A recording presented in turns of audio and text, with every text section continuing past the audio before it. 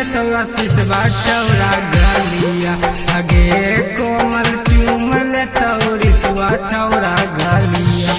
सुनेगे नेहवा सुनेगे सीमा सुनेगे नेहवा सुनेगे सीमा जाहिल कहल बजरिया आगे सीमा आगे नेहवा चुई मिले तो आशीषवा छौड़ा गलिया आगे सीमा चुई मिले तो आशीषवा छौड़ा गलिया।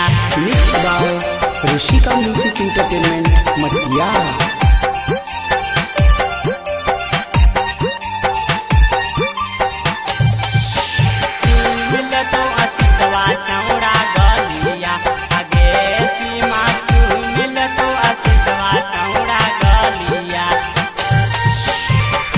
से बनैनी के छौड़ी अपन हल्ला भाराबा नींद नहीं आब हमरो धड़कहाव करे जावा धड़कहाव करे जावा। जब से बनैली गे छौड़ी अपन ला भाराबा नींदो ना आवे हमरा धड़कहाव करे जावा। चलही तोर झूलह दूनो काना के बलिया चलो ही तो झूलह दोनों काना माँ के बलिया।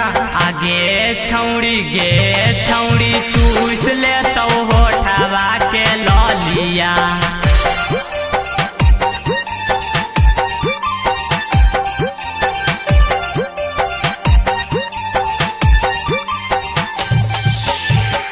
मिले तो आशीषवा छौड़ा गलिया आगे सीमा मिले तो आशीषवा छौड़ा गलिया। जब तो ही जाही गे छौड़ी सिकेंद्रा के बजरिया काजल लगाए के तोहे निकली ही बहरिया निकली ही बहरिया।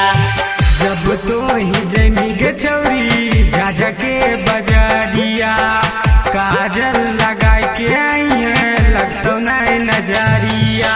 जाने रे गेलो मनीष राकेश आशीष तोहर हालिया जानी ले गेलो मानिस राकेश आशीष तोहर हालिया। आगे कोमलिया गे मलिया चूर मिले तो रिसवा छौड़ा गलिया आगे कोमलिया चूर मिले तो गलिया।